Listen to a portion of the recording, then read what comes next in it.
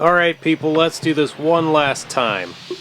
My name is the host. Pretty basic, easy to remember. And for the past 8 years, I've been running a movie review show on YouTube called Midnight Movie Madness.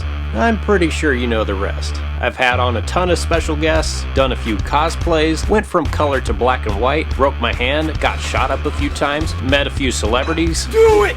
And I did this. We don't really talk about this. Listen, I've done short films, reaction videos, festival recaps, top 10 lists, and I even managed to get an out-of-context movie quote featured on an episode of Honest Trailers. I ate the whole plate. The whole plate. But after everything, I still love watching and reviewing movies. So no matter how many deadlines I miss, or how many subscribers I lose in the process, I always find a way to bounce right back. Because the only thing standing between the front of a ticket booth on opening night and everyone else who didn't feel like waiting in line at the crack of noon is me. You see, there's only one host of Midnight Movie Madness, and you're looking right at him. Now, let's get this super late movie review up and running, shall we?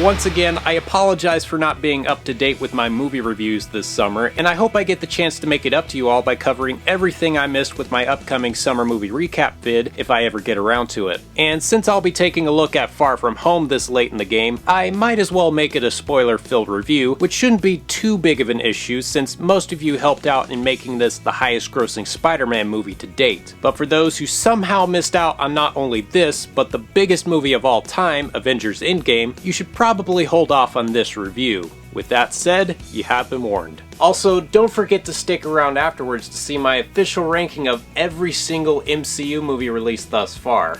Our film picks up not too long after the events of Avengers Endgame. Seriously, last chance people. With everyone who got snapped out of existence in Infinity War coming back after a 5-year hiatus, including Peter Parker, played once again by Tom Holland, who, like the rest of the world, still mourns the loss of his mentor slash father figure slash Uncle Ben stand-in, Tony Stark. Burdened with the constant pressure of being the next Iron Man, Peter takes a break from his superhero responsibilities by going on a class field trip through Europe where he plans on starting a new romance with the weirdest kid in school, MJ, played by Zendaya. But all of that gets rudely interrupted when giant elemental creatures start appearing out of nowhere, causing all sorts of chaos and destruction, leaving Peter no other choice but to team up with the likes of Samuel L. Jackson's Nick Fury and Jake Gyllenhaal's Mysterio, a superhero with a fishbowl for a helmet who claims to be from another dimension. More on him in a little bit. On top of all that, Peter inherits Tony's special set of shades that can summon drone strikes on his own classmates, and a summer fling happens between Aunt Marissa Tomei and the guy who ruined The Lion King. Now let's get the most obvious spoilers out of the way, beginning with the fact that I dug the hell out of this movie.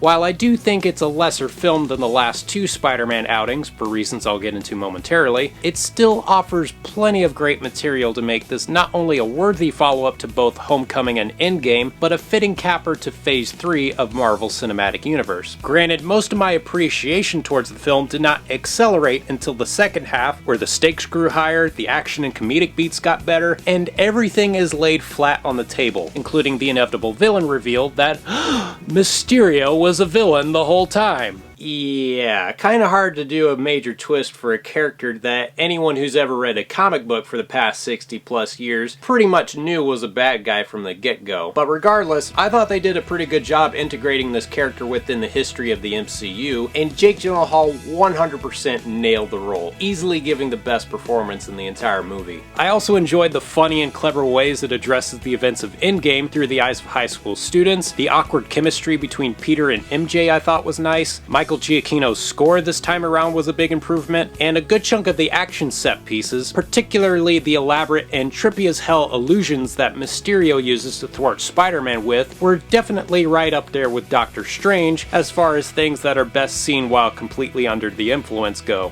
And if you found the last few Marvel stingers kinda lacking or just borderline trollish, they more than make up for it with the two featured in this movie. From the big reveal that Nick Fury was a Skrull the entire time, to Spider-Man's secret identity getting outed by J. Jonah Jameson, these scenes were easily the biggest takeaway from this whole movie, as well as what made the prospects of this entire franchise moving forward seem so promising. At least until the Sony and Marvel split happened and everything suddenly went to complete shit.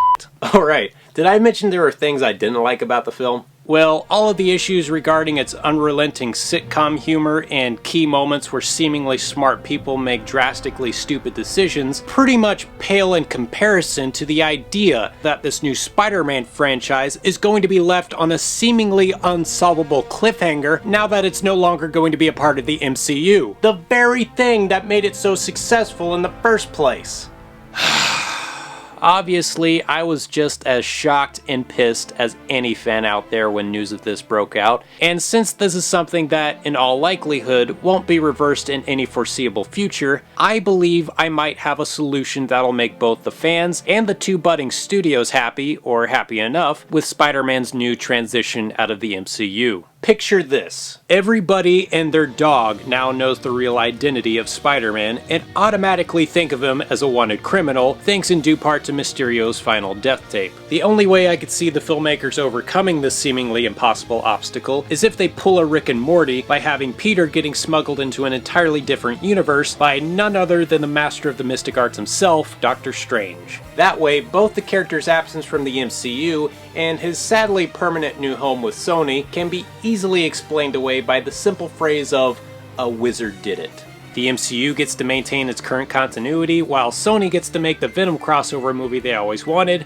and fans everywhere can, at the very least, put their minds roughly at ease. It's certainly a better compromise than sending Matt Damon over to Sony's boardroom meetings. In any case, I'm going to give Far From Home an 8 out of 10, and try like hell to stay optimistic about the future of our friendly neighborhood web-slinger. Now that we got that out of the way, let's see where Far From Home ranks alongside the other MCU films. Starting in last place with the movie I grew out of liking for a while, Thor: The Dark World, mostly for its sluggish pace, faulty jokes, and forgettable villains, followed by another sluggishly paced sequel with a very poor villain, but one that, on the plus side, gave us pretty badass introduction to Black Widow, Iron Man 2, which brings us to the perfectly adequate The Incredible Hulk, with Jack smirking revenge starring in the titular role. At number 20, we have the highly divisive 1990s-centered origin story, Captain Marvel, which feels more right at home with the Phase 1 features than the ones in Phase 3, and taking up the next two spots are both the Ant-Man movies, the first of which I still enjoy despite my bitterness towards Edgar Wright's abrupt exit during production, a problem that thankfully I didn't have while watching the sequel. After that, we have another highly controversial movie in the series, one that some would argue is the last Jedi of the MCU, Iron Man 3. Then at number 16 is the original Thor, the first movie I ever reviewed for this channel, which brings us all back full circle with the movie of the hour, landing in at number 15. Moving on at number 14, we have the only movie in the franchise that's best seen with the perfect combination of IMAX, 3D, and pot brownies at your disposal, Doctor Strange, followed by the one Avengers outing that I think many people are appreciating more and more due to how many things it set up that eventually paid off in future installments, and just 3 steps ahead of the famed web-slinger's second outing is his first standalone high school comedy, Spider-Man Homecoming. Oh god, I'm missing him already. The movie I had the most difficult time ranking was Guardians of the Galaxy Volume 2, mostly because there was a point in time where I loved it just as equally as the first movie, despite the mixed feedback, but I wanted to stray away from as much ties as humanly possible, so number 11 is where it'll stay, at least for now. And cracking open the top 10 is another underappreciated solo outing, Captain America: The First Avenger, which in my humble opinion was the modern-day Superman movie we should have gotten instead of... Yeah, that's enough of that. At number 9 is Black Panther, the first comic book superhero movie ever to garner a Best Picture nomination, and at number 8 is the one that started it all, Iron Man. Coming in at number 7 is the first volume of Guardians of the Galaxy, which held the mantle for funniest Marvel movie ever, at least until Taika Waititi's Thor Ragnarok came along to leave everybody in stitches. And at number 5 is the very first superhero crossover film that many people had only dreamed of happening, and one that thankfully turned out to be one of the best theater-going experiences of my life, The Avengers. The next 4 films, as you could probably guess, are all directed by the Russo brothers, 2 men who clearly went above and beyond to avoid being referred to only as the guys behind one of the worst Owen Wilson comedies you'll ever see.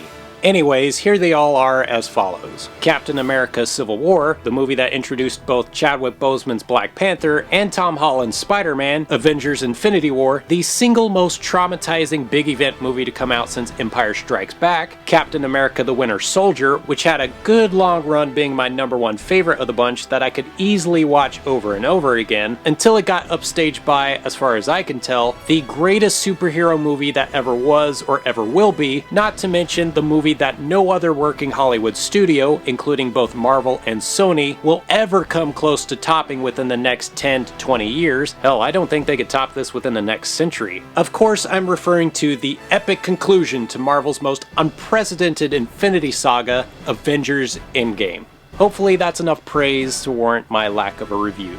And that was my super late, spoiler-filled review of Spider-Man Far From Home, as well as my entire ranking of the Marvel Cinematic Universe. Now I leave it up to you. What did you guys think of Far From Home, and where does it rank alongside your Yes?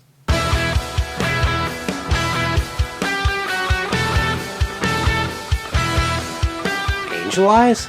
You thought you could do this whole review without me? Yeah.